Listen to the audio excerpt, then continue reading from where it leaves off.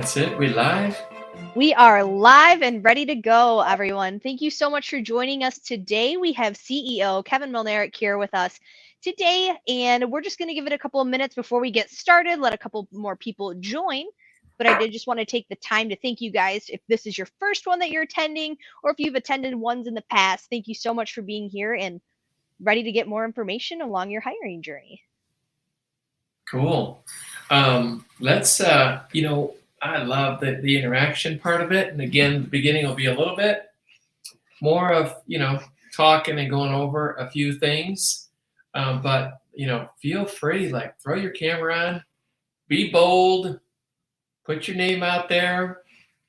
And, let's have it more of a workshop, work together, learning, hear from you. I'm starting to sing. Keep your voice on. I don't really talk this way. Just super excited about going over this information, right? Yeah. Well, I got a really cool, even though it's a little bit unpolished, but a value of a producer, which is going to be sweet. Looking forward to that. And definitely want to stay tuned to the end because we got a real big product announcement. Yes. That just got launched today. So that's really going to be cool. What do we got? We got to do the standard. We got to wait, 2 to 3 minutes, Monica? Oh, yes. I typically always give them like a good minute, people rolling in. Boy, we got a pretty darn good crowd here today. Oh, yeah. Oh, look at this brave soul. Who's number one? Tom. Hey there, Tom. Oh, we're live. I got to get my other computer. Hold on. Who's going to join Tom and put the camera on? Oh, we got another one. Hi, Angie. How are you today? I'm good. I don't know if I'm muted or not, though. No, we can hear you. Excellent. I'm very exciting. I think I even know what your new product is. Oh, you do? I signed up like a month ago waiting for it to all link together. Oh, nice. Cool. The timing just worked out. We didn't know when it was going to be done, but we had this workshop set up a long time ago, so it kind of works out. Well, I think we get started, Monica. I think so too. And as always, we do have a chat feature that you can utilize. Today, we even have the option to be able to join in like how we do with a couple of our guest speakers as well. So without further ado, let's go ahead and get started and going over your growth strategy to make a successful agency. So Kevin, I know that you were previously an agent. So out of curiosity, like what is your interpretation about growth strategy overall?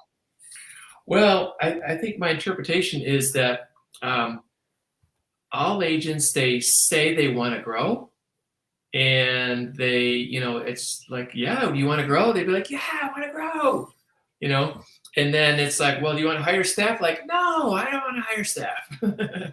Just because, a lot of times we'll hear that it's expensive, right? Like, I can't afford it. It's too expensive. Or maybe they don't think about growth strategy necessarily as hiring. They look at growth strategy as we're going to do more marketing, or we're going to do some different referral sources, whatever that it might be. And to me, it starts with, because it's like, what would make your agency grow if you're kind of doing the same thing? So you got to do something different. And if you know what your average producer produces, and maybe you can raise that average up, and so that's a piece of it. But by adding staff is, for me, it's always been the easiest way to grow. So it's like that's a growth strategy. And again, I think that too many agents look at that as an expense. It's too expensive. I can't afford it. And one of the things, without getting too much into what I'm going to show you here on this Excel spreadsheet of the value of a producer, is when we sell a policy, we know that on average, most of them are going to stick around, let's call it eight times at a minimum, right? Sometimes 9. And thinking about retention, right? So our retention's between 80 and 90%. Some are incredible above 90. Very few, I would imagine, are below 80. And so what does that mean? You're going to get paid 9 times. And sometimes we look over here and we're like, well, I don't know if I can afford to pay you. And yet in the back, in the dump truck behind us, we have 9 years of pay, for this person. And so you're almost saying that this isn't really an expense at all. Well, it feels like it in the beginning. I get that because you're spending money. It's coming out of your bank account.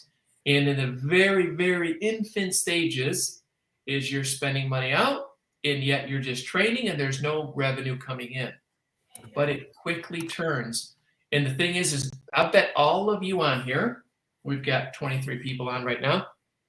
I bet all of you on here right now have had an employee, and I imagine we'll just say you're in business over a year ago, that you let go or they let go of themselves 1 year ago, and to this month you're going to get paid for what they did. This month you are. They might have even only been there for 6 months. Maybe you accidentally hired the wrong person. Yet today you're getting paid, and you know what? You're going to get paid in 24, in 25, in 26, in 27. You're still going to get paid off that employee that you guys chose to separate. So, thinking of it that way is just a real different way to look at it. So that's what we'll explore. It's not just what's sitting here in front of you; it's what comes with it. I think it's like for example, like building blocks almost, right? Like if it was a pyramid, and I think everything that you just touched base on, right? Growth strategy as a whole. I think that would be just a great foundation to start off with, and like getting into like the different key components as to what really makes that success long-term for an agency. Yeah, totally agree. Yeah. So we'll get into that. We'll look at some real numbers here on that. Excellent. So, I mean, and you even touched base on like someone that you let go a year ago and still being able to be profitable off of them in the future. Now, when you let someone go, let's say that year ago, right? What would your strategy be for replacing them? Well, the strategy B is, and maybe this is kind of goes into point number 2, is to always be hiring. And I think that really aligns with a growth strategy of hiring. Is not looking at it as I need one today, but knowing that the more I add, the more it makes, the more it builds my book of business, the more it secures the financial security of the agency. And it's like everybody wins. Today's market's a little bit different than it has been in the past few years as it continues to evolve. Which we need to do, as insurance agents. It's an ever-changing industry, and it's ever-changing in hiring. And nothing's changed it more than COVID has, for sure. With the work from home and all of that, it's changed things quite a bit. And so how do we stay in touch, and how do we stay in tune and with the new trends and what candidates are doing? And it's being in the market the whole time and staying in there. Now, you can be selective. You might say, Monica, I'm full. Like I got 6 desks and they're full right now. I have no room. And yet, I bet if someone incredible came and knocked on your door, answered an ad, that would just be an unbelievable opportunity for you. You might make a change, or you might find a carpenter. You might find a carpenter I did that in my first office. I ended up renting out like this back corner. It was weird. Like my office kind of went like this, and then it like jagged to the left because I literally busted into the space next to me, just a piece of it, and I got 2 extra offices out of it. So just another way of being creative. But the point is. And I talked about this on my last webinar, when hiring, it's less expensive, just to touch on it, if you're always hiring, and it's way less stressful too. And it's less stressful because when we need somebody, we get emotional about it, and we typically we make mistakes, is what can happen. Just because we're emotional and like we've got this empty chair and we want to fill the chair. And when we want to fill the chair, we can make mistakes. But if I always have a pipeline of people, I'm less stressed, and then it costs me less money. How it costs you less money is because you no longer have to potentially spend a lot of extra money advertising it on the job boards. So you could pick up somebody organically. Now, if you're actively hiring, you need somebody right now, there's a real darn good chance in the 90 percentile that you're going to have to advertise it and put some money behind it. So, but yeah, I mean, always be hiring, always be in the game. None of us probably signed up originally when we were insurance agents and said, I'm going to be a hiring manager. Like, that's not what we thought about. We thought about our envision in our mind that we were imagining was, yeah, I mean, I already had the full staff and clients are coming in, or, hey, how you doing? Let's have coffee and talk about your insurance, right? Like, we skip past the thought of that we have to hire this, all the time. But it's the truth. I mean, we know it. Some are better than others, and yet you have to do it last because you've got, great retention on your team and long-term players, which is awesome. And which makes another definitely, for sure. And I was just going to say that, like, when thinking about long-term as well, like if someone doesn't have that experience, in a similar webinar that we hosted not too long ago, I asked everyone, how did you get into the insurance industry, right? And almost 9 out of 10 people said through a friend or through a colleague, right? Through a referral in some aspect. So even if they don't have those requirements that you may be looking for up front, investing that time into them long-term, and then that way, when that time for your hire does come around, you now have someone that you've been investing some time into on the side, getting their license, being able to move along that hiring process to eventually set yourself up for success at your agency. No doubt, no doubt. And I've always been a proponent of, training our way. I think it takes twice as long to retrain somebody that came from another agency. When I think about getting somebody that has already licensed, and again, probably all of you, and it happened one time for me. I think I hired 4, maybe 5 in 15 years that had a license, came from somewhere else. I don't think it was 5. It couldn't have been. But one worked out that in what it was he was working on the other side of town. It happened to be another Allstate agency at the time. And he said, hey, I want to live closer to home. And I ended up, for sure, calling I'm not talking to you till I call the other agent, certainly out of respect. I called the other agent. I said, listen, here's the deal. I'm not soliciting. He wants to come over here, and it's based on location. He's trying to drive it 30 minutes apart. And so you guys can have that conversation. And then if he's still interested, have him reach out. And I'm not even going to say I'm going to hire him because I still don't even know him. I didn't even get that deep. It was just a matter of time out. You're with one of my, one of my colleagues. Go talk to them first. So I'd always recommend that. But ultimately, long story short, he worked out. He worked out for about 1.5, 2 years, and then he went on to a different career. But to retrain somebody, it's like, well, this is how I used to do it. Okay, I mean, remember that you left, right? Like you didn't like it. Remember that it didn't work out. And the only thing I can think of right now is for somebody that it would work out is they're just like incredible producer. Let's all imagine this, an incredible producer at another agent's office, and the agent's mean to them, right? I mean, they don't. We're like, what? And some of them, like, oh yeah, I just want to come for more opportunity. Like, you're doing fantastic over there, and the agent's not giving you any opportunities. Like I would imagine all of us on here, when we had great people, we kept them. We did whatever we could do to keep them within reason that made sense. So I doubt that you're an amazing producer and you have a mean boss, because that would about be the only way I could imagine that would happen.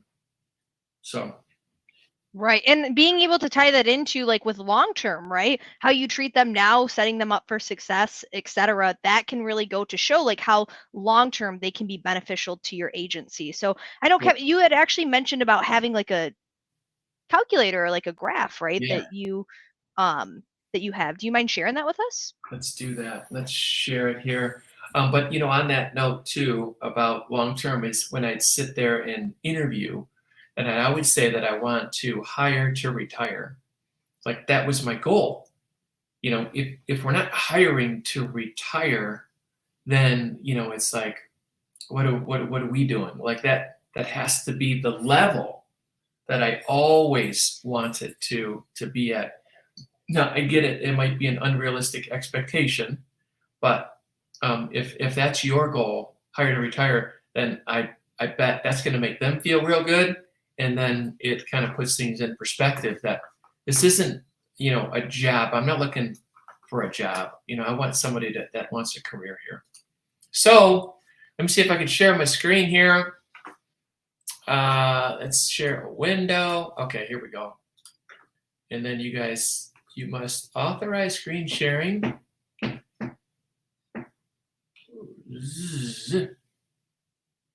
Monica, can you see it? I do not. Oh, shoot. You must authorize screen sharing. Let me just try one more time.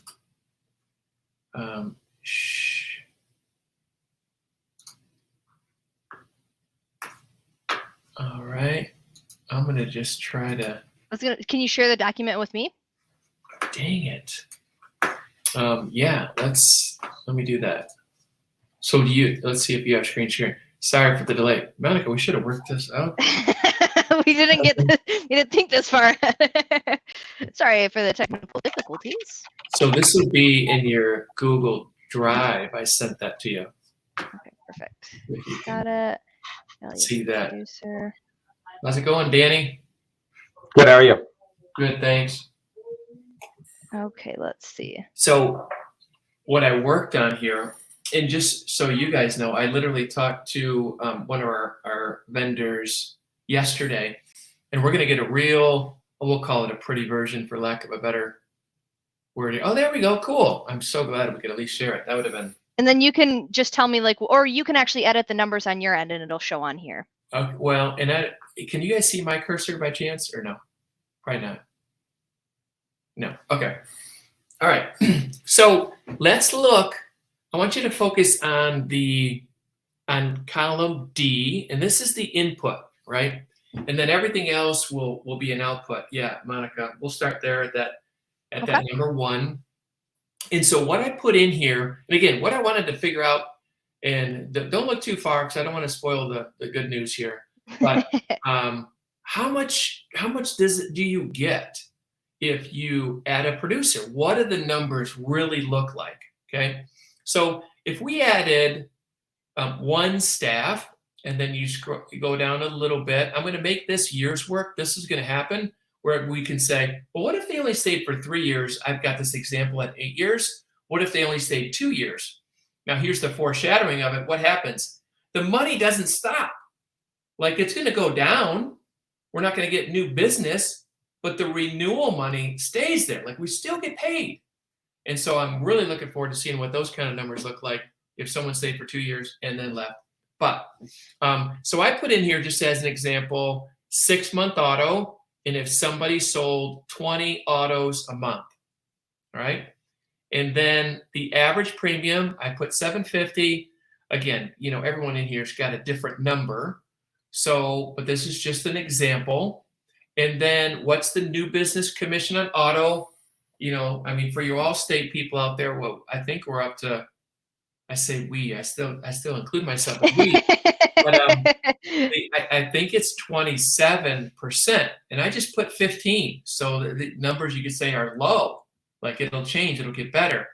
What's your auto retention? So I put 85, not crazy.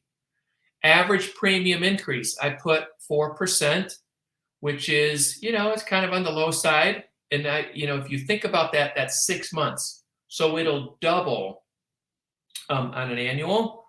So it kind of turns into 8%, but I wanted to keep that realistic. And then how much do you get paid on renewal?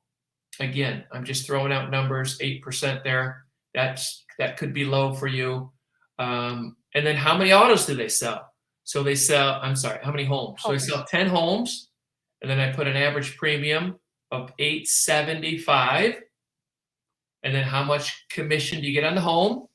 So I put in 20%, right? And then we go to the home retention. Same thing, 85%, not killing it, but doing okay. Average annual increase on a home, 5%. And then how much do you get paid on the home renewal? I put in 10. And then we scroll down to the bottom. We get average bonus, which is probably low. I don't know if there's any AmFam, but man, they've got up to 10% they'll get, which is Wow. crazy. They got a great, everything. Everyone's got, just so you guys know, like I've seen them all, like the AmFam and farmers and independents and Allstate, and everyone's variation, but they're pretty darn close. More here, less here. It's a balloon. You squeeze it over here, and then you get more over here. So it's kind of all the same. Then the multiple, if you sold your book. So what I did that is just put 2.5 times earned commissions. So what the value of the book will return. So let's go back up to the top, Monica, and then we'll look at what a month looks like, column E. So we'll do a little math at that 15,000, right? So 20 items, $750 an item, 15 grand, right? And then renewal, let's just go down to homes, 10 homes, 875, 8750, so 2,300, 750 per month. This is not killing it. It's not killing it. It's just doing what they probably should do, right? This isn't a home run, but would you take it? Maybe, maybe not. Maybe it's too low. But I'd rather go more on the realistic side of things. The other thing to keep note here is I'm assuming, which is a bad assumption, but it's safe and more conservative, is that they did the same production. They did the same production for 8 years in a row. So I'm going to build into our next model where you can say they get better 10%, right? And then the other thing I have in, we'll get to the end, I'm jumping ahead a little bit, but the expenses of how much you're going to spend on marketing expenses, so that should decrease over time. So you should find that they get more referrals and their new business goes up, and yet the expense for the leads goes down because they become self-sufficient. Right now, they're one number. So year one, scroll down or tab down to see at 100 grand, 180,000. Sorry, a little bit small here. So what that is, obviously, is 15,000 a month. They're going to generate 180,000 in premium for auto. Okay. New business commission, you'd get 27,000. Now you get a 6-month renewal, right? Because it's 180,000. That's you're getting renewal on 90,000, half of it as they renew. Now I even built in, like I said, the retention. So we took off 15%, and then we added 4% for the premium increase. So now you're at 79.5 instead of 90,000. I want to keep this as realistic as, put all the numbers we can in here. So renewal commission for the year, 63.64, right? And then you add it up, you get 33,364 on auto, and then you get to the home, 105,000, and then new business home commission 20%, 21 grand. And we scroll down to the bottom, and then we get the total commission before bonus of 54,364. So if we just use this number alone, somebody's like, hey, it's expensive. I can't afford 50 grand. If they did these numbers, you would wash year one. We'd call it a wash. However, realistically, you should be feeding them and you should give them leads. So I'm going to do year two, and then we'll get to some totals here just to show how this compound so quickly. We'll go down to the 180 again. So average premium 180 again, no increase. They did the exact same thing. 27,000 is the same. Now, when we get to the renewal, we've got 232,000 renewal. Why is that? They wrote a total of 360, but it renewed 3 times now, right? So you have 3 times renewing, but we took the retention in there, brings it down to 197, add the increase, 205, get paid on the 205, 16,446. Home, now we have a home renewal. It renews 85% of it, and then we use an increase, 84, boom. Now we've got 72,000 in commission. Now here's the thing. The book value has gone up 574,000 over 2 full years, 574, right? So then an expected bonus, potentially 2%, isn't killing it, but you're up to 95,000. Now look at your multiple. Not only that, is your multiple, if you sell the book just on what this person wrote at 2.5 times multiple, you're at another 182,000 in your bank account, right? So year 2, let's say this person quits, right? You've got your book value, you got 182,000 in the bank, and I get it, can't touch it, right? You made a total of 95 and 60. You made 155,000 to cover them. If you paid all that out and you put 182 in your pocket, like, let's go, right? Now, but it's not over yet. They quit, right? We have renewal commissions right now at 16,400 and 84, 24, 25 grand. So next year you're going to get 21, and then you're going to get 19. There's another, 40,000 over the next 2 years on top of that. And then 17 and 15 and, blah, blah, blah. Probably tapers off around 10 for forever, as long as you have it, So again, we go back to the premise of, I don't think I can afford 50, 60,000 to pay somebody. And I just beg to differ. I just think that if we really dug in and look long term, the dollars we're going to make, real numbers, like these are real numbers. And some of you would put in different numbers that are greater than this. You'd say, well, our average, home is 1,500, and they're gonna write, instead of 30 items, they're gonna write 50 items, and the numbers get crazy, crazy, crazy. So now we'll go up to the top. We'll get some summaries here. So I put year 1. I just kept salary the same, which again, that should increase. Lead should go down. But I put giving them $2,000 for one person a month in leads to help support the numbers. That's fair. We can't live in a vacuum and say, go get your own and eat, and it costs us nothing. So I just put in a number of 24 grand. So year 1 expenses 74, total revenue 60. You lose 13.9.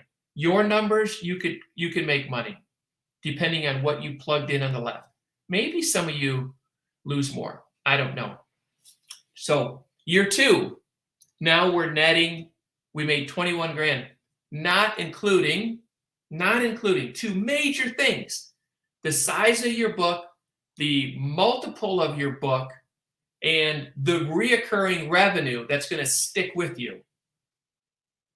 Big things. Year 3, you make 46,000. Year 4, 68. Year 5, 89. Year 6, 107. So this is 107. Now let's go to year 5, and we'll go. 89,000, right? Scroll down to this. You made 89 after paying them, and you supported them. Your book value is $1 million. Additional book value is $1 million after retention, and the total commission before bonus 119, 43,000 in bonus. And then look at this. The total cumulative commission was 582,000 at year 5. You've got 298,000 in equity. and your book value is up $1 million, right? Now your renewal revenue, 71,000 after year 5. So you can already see what happens at year 8.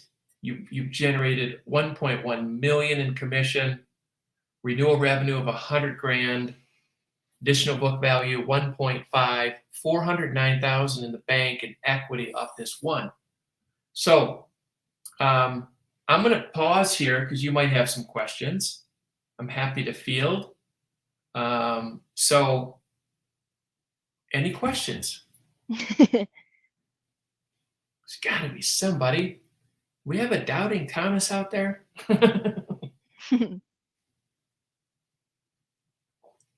Anybody? How about any thoughts or comments like, wow, I never realized that? Or is this like, yeah, I've done that before, Kevin. And shoot, I did that years ago. You're way behind. I just I really think putting like. it. Oh, go ahead. Danny. No, go ahead, Danny. I was saying, I just like that you are accounting renewals, like you're just taking it a little bit step beyond of like, hey, you are going to have some continued reciprocation from the investment you made on them. It's just Right. a little bit more in-depth look than I think we do all the time, and I like that. Yeah, I think, listen, I'm guilty too. When I started, like, I didn't know about insurance, nothing. Like, I had no clue. In the first 3 years, I would do the same thing. I would do this. Well, I get paid, 10, 12%, whatever you want to call it. It was 10, well, depending on what contract. But I got paid 10, 12%. I can't pay more. How many of us have said that when at least when you started, right? I can't pay more. Why would I pay more? Why do they get more than me, right? And it's like, that's just one. It's just one little piece of the puzzle. That's it. That's all it is one little piece.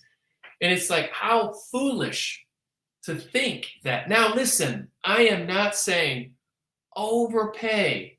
I'm not saying, now pay 25% because it doesn't matter. Kevin showed me I'm going to make millions. I'm not saying that. Now, don't be dumb about it, but just don't be foolish. Don't step over dollars to pick up the penny, right? Don't be like, I can't afford to pay them. I'll just make it up an extra couple bucks an hour because I don't get paid that much on new business. That's what it's going to be. I would imagine that most don't pay on renewal. It's more popular in the independent. Whole nother discussion. I'm not saying you should or you shouldn't. It works for some, and whatever. So another topic. But ultimately, there's so much revenue that's in the future that is coming, whether they're there or not. And again, I'm not even encouraging like, hey, get some people for a couple years and kick them out, make some money. Not saying that, but I'm just saying if that does happen, you're not losing here. Is that the proposition is so big. Imagine this, somebody else starting a totally different business, not insurance. They're going to sell coffee mugs, right? And if you said, listen, year 1, you're going to lose 14,000, and year 2, you'll net 21, and then 68, and then, just putting a trajectory, right, off just one employee, and they're going to be like, well, how many employees can I hire? That should be the question. When you see those numbers, it's not, maybe I should hire 1, because it scales. That's what our business, it scales so well. And so it's not just how, if I can have 1, you plug in 2 and then double it, and 3 and double. And you know what? There's people, you guys have done it. Think about when you started. Maybe you're 8 years in right now. Maybe you're sitting on a $4, $5, $6 million book. And maybe none of your original employees are there, but yet you're still getting, paid on it as you should. You took the risk. You gave them all the money up front.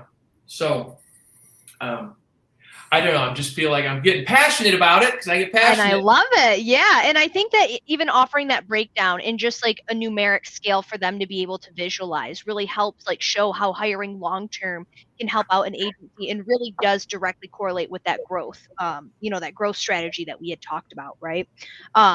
And with that being said, and I know that you're super passionate about it, like when following up with them as well, making sure that these potential individuals that you are looking to hire, right, staying in communication with them and having that drive as well, because last thing that they want to do is like, hey, I haven't heard back from you in like 2 weeks. I'm just going to assume probably weren't interested. Who knows, right? You could have been on vacation, right? But even just sending a simple email or shooting them a call, right? Telling them how they're doing in the interview process, I think really can help. Kevin, I know that you probably have done it quite a few times, but. Yeah, so let's say, now I plan to hire. In today's world, they really need that follow-up. They need that connection quickly. In the past, it was different. It was kind of a employer's market, not even that long of a distance ago. But now, here's what they're doing. They're just like flip, apply, flip, apply, right? And then what's everyone else doing? The employers are doing this. Click, which is respond with an automatic email, and into this back and forth of email. And the person who gets on the phone and calls them, hey, I noticed you applied. Thank you for applying to my agency. I want to tell you a little bit more about it and tell you how the process is. Here's what you're going to do next. You're going to have a leg up. You're going to stop them from thinking and separate yourself from others. And that's what you need to do. You need to stand out. You need to separate. You need to have a great job out there. And, if that's the way you want to go. I will say this, that at IdealTraits, we help you and get it out there on the web and get it out there socially, and then also, with Indeed and Glassdoor and all the big names, cast that large net. But by far, if you're doing something that works already, keep doing that, right? Referrals are the best. I wouldn't tell you to go on Indeed if you can get a referral. Like, take the referral, put them through. You guys got the email. You guys got to be IdealTraits users, so it's like, give them the assessment and let that, be your determining guide. But whatever works for you, I would say do it. Like, I'm not like, only do it work. No, you should do us in addition to what else is working for you. But follow-up is really important. We actually just launched a new candidate engagement thing where we'll make the calls for you. But yeah. And honestly, just kind of recapping really quick. So we have our growth strategy as like our base block, right? And then kind of following up, we have the always be hiring. From there, Kevin really went over those numbers, going over to how long-term that can help us out, right? In our agencies. And then after that, following up. But Kevin, out of curiosity, like if you had to put like one top to this pyramid, right? What would you say the absolute must-have would be? Well, this might catch you off guard a little bit because you probably don't like this, but you got to have a passion for it. It's like, right? And, just a passion for knowing, because it's building your legacy, not your legacy as a person. Your person's going to be way beyond what you do in business, I would imagine. It reverts back to your family and your whole life, but in your business legacy, it's about, the people and knowing that you get the right people and they stay longer and investing in your people. And so it's like really getting passionate about who you bring on next and, make sure that you're doing your due diligence on that. And I definitely have heard the passion from you today, Kevin. And I know that you mentioned earlier about having a couple of new products, and that was something that you were pretty geeked about. Are you ready to show them what that is? Well, I want to pause here because I want to ask, open it up for any questions regarding today's material or anything hiring. I would suggest you go on camera, but you don't have to if you're shy. That's no problem. So we got a couple of chats I have a quick too. question. Yeah, Chris. Go ahead, Chris. So I agree with you. I've always said there's no limit to how many great employees I can have, right? So the ones that produce, the ones that do make you money long term, there's no limit to how many of those we would take. The issue I've seen over the last 2 years is they don't even hit the numbers you're showing. Getting somebody to write $10,000-$15,000 in business every month is like pulling teeth, and then trying to push them to get to that even 25 number. It's a hell of a lot easier for them to go work at Home Depot for $20 an hour, and they don't have to sit down and make calls all day or whatever. So just getting those people to stick and really push through when it does get tough, because as we both know, this business can get tough. I mean, writing 25 or 50 or $100,000 in business a month is not easy. And getting those people to stick through it and really push, that's the challenge I'm seeing over the last 2 years, because there's a lot of easier things they can do. True. So here's what I would say to that. Very good question. Others probably have the same one. First of all, you probably won't surprise it. I would say, you have to start with the right one. It has to start with somebody that is motivated and is persuasive and convincing and enjoys the thrill of the victory of winning. And so not easy to find. And, some people, I've talked to so many agents while hiring, obviously, and they're like, I just want to get a bunch of candidates. Like, you know what? That could be almost the worst thing for you. A bunch of candidates. You really want the one good one is what it comes down to when we think that numbers do it. And I understand that to an extent. Right now, we're looking because we want to add another sales staff, not because we need to, because we want to. Holy cow. Call Nolan up. We've had like 400 applicants, and we don't have one that's made it through yet in this year so far to make it to stage 3, like the third interview. And it's like exhausting. So you don't just want candidates, like you want the right candidates to do it. Now, as far as the production, couple things. So one thing I would say is who's the top in your market, and it might be you. So who's the top in your market? You start with your market and maybe get to your state, because that might be your borders, and say, what are they doing? Because to me, that means that's what's possible. So when I started fresh, the only thing I really worried about was my class, which was like in my market, was like 15 people, right? And then I expanded to, not the territory, but what is the state doing? And then the territory, and then the country. Like the point is this, if somebody can, I can. For surely if they're somewhat neighboring you. So then you say, well, what are they doing and able to produce? So they've got their agents and they're producing, a few hundred items a month. Okay, what do I need to do? It's possible with the carriers I have, because somebody's doing it with the carriers that I have. If you're the number one and you're doing 15 and you're the number one in your state, 15 items a month, that's a different question. That's tougher. So I'm hoping that's not your situation, but then it comes down to training, right? And so when training, the biggest thing that I did nonstop is I always train on building value.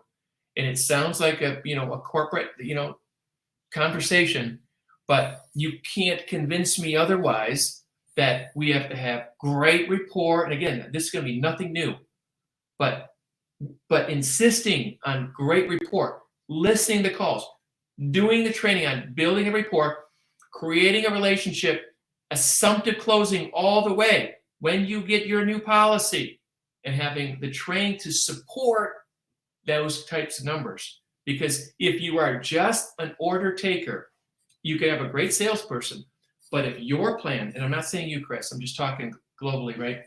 But if your training program is, here's how you quote and go sick 'em tiger, you're going to have a problem. Even with somebody with a great sales personality, they need more tools. And so doing the little things about building value is taking that liability limits up, showing that people will pay more for what they want than less for what they don't want. They'll pay more if they're going to buy new shoes and their budget's $75, they'll spend $100 on shoes they love, and they won't spend $50 on shoes they don't love. So what are the things from that client that we need to highlight and understand. I understand price is really important to me too. What else besides price is important to you? You know, and key in on those types of things. So ultimately, long story short, training. I mean, one of the things, I don't know if you do any of the RPOA, but man, that training is, you're shaking your head. I assume it's a yes. I mean, it's the best.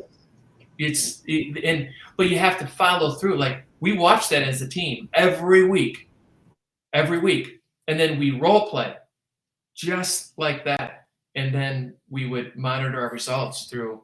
It's hard work for that. It is, but when you put the hard work in, you can see the fruits of the labor, you know, long term. So probably most stuff, you know, Chris, but maybe just a reiteration of it. But I would say, one, it's possible. And then two, when you find that right individual, then it's the training behind it to backed by you and holding them accountable to things and following through, listening to the calls. All right. Any other questions, comments, anything? And I got some of them related? answered All right. over on the chat too. I don't know if you have that pulled up, Kevin, Oh, but I there was a don't. couple. Let's see. Let me pull it up here. David Cochran, just looked back at count from a staff that went indie back in 2002. 2020. That's when we were talking about the retention, like, you know, even if someone leaves, right, being able to still make money off of them. So yeah, right. Someone who left, right, got it. Can't find how to receive a copy. So Jonathan Webb can receive a copy. Here's what I'd love to do. I don't like that copy at all. That's ugly. Like, I made that. It's supposed to be done in probably, let's just say, give me 2 weeks. My goal is to have it on the IdealTraits website where anybody can use it all the time. I'm not trying to like hold on to this thing. I'm just embarrassed to give it to you at the form it is, because it's not the way I want. It's just my brain going like, okay, I got to put this on Excel. I want to see these numbers, what they are. I wish I would have done that a long time ago. I probably would have had a lot bigger book of business if I would have saw that. So yes, you will. Hang tight, and it'll be real nice. It'll just be like input and then output. So export future value.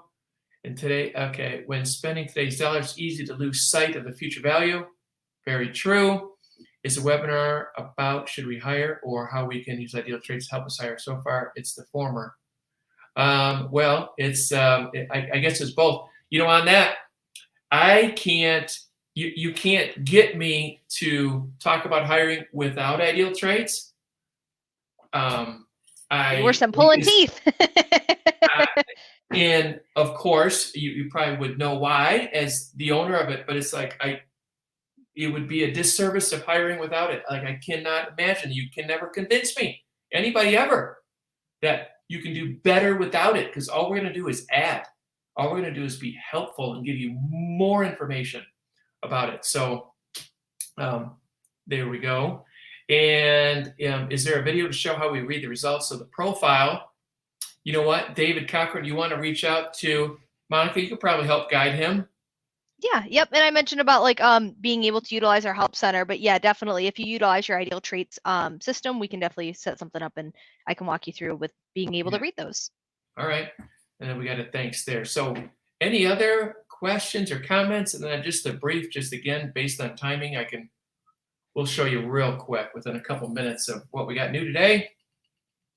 Awesome. Anybody? Okay. I'll keep the chat open. Monica, you want to share your screen? So this is something we've heard from agents that they want, and this has been about a year in the making. So really excited. We're launching it today. Some of you might have gotten a phone call because we're calling our current clients. And what it is so awesome. It's one-way interviewing. And this is a way to help streamline your hiring process. So if you say, I'm busy and it's hard and I want to know about them, but I don't have the time. So this is the mobile first interviewing. So it's all on their phone. It's super easy to use. I mean, it literally will set up like in minutes. You just pick the questions you want to use. It's agency branded. So what I would recommend, what you should do, you can create a video about your agency. That's the first thing they see. And they see a video of you, Chris, and you're explaining your agency and the opportunity, and make it as nice as you possibly can.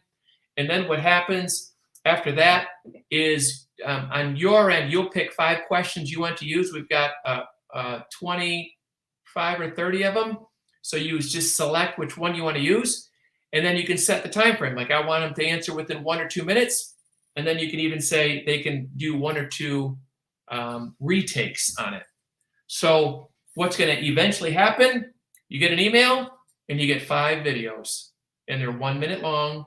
And they're answering your questions that you want on video. So you can do multiple positions, email notifications, videos on demand. So it's a really simple and easy. I say simple and easy. It took us a year of development on it. But so we've already piloted with a lot of agents and just getting rave results on how it helps them in the hiring process to save time. And gives them, some sneak peeks for sure. So you want to scroll down here, and then there's where you get up to 5 questions, and allows retakes. Interview templates are all in there. So really excited about that. The cost on it is $99 a month, and you get unlimited videos. So if you can go right into your IdealTraits accounts and go to, is it Marketplace or add-ons? Yep, Marketplace up top. Marketplace, and then scroll down to the bottom, add-ons, video interviewing, and you can get that started. So we've already sold actually quite a few today on that. So it's really cool. All right, so you can stop sharing there. 252. I'm still here. Anybody got a question? Any question on video interviewing at all, the one way, or talked about today, value of a producer, anything? Got somebody, George is typing. Anybody else? Well, he just said thanks. Perfect. Excellent. Well, I do also want to take some time to thank everyone again for joining us today. What I'll do is I'll actually go ahead and put up a link for our next one coming up next Wednesday. And that will be going about building your online presence. So if you would like to get registered for that, totally optional. But there's that link for you. And then again, thank you for participating in any previous ones, today's, future ones to come. Kevin, I can't thank you enough for being here. It was so great having your insight about, that hiring journey, especially coming from a previous agent's standpoint, right? So I think that was super beneficial in being able to see and hear about all of those experiences. Thanks. Well, I love it. And, we committed this year, we're going to do it every Wednesday. We're going to provide value. There's never going to be a charge for this, and just enjoy. We know if you guys become super users, and we can help you with your hiring, because it's a constant thing that we're here for you, and we want to help out. So it's always a pleasure. Peter's typing. I wonder if he's got a question. Anybody else? Any questions? Still 20. No, nothing. No You must have done a really good job with going over everything today, Kevin. I think they're more shy than that. But all right, maybe we'll give it one more minute, Monica, and then we'll shut her down. Yeah, no, I think that we went over a lot of great features and things today, so that's awesome. Well, thank you for joining me and moderating.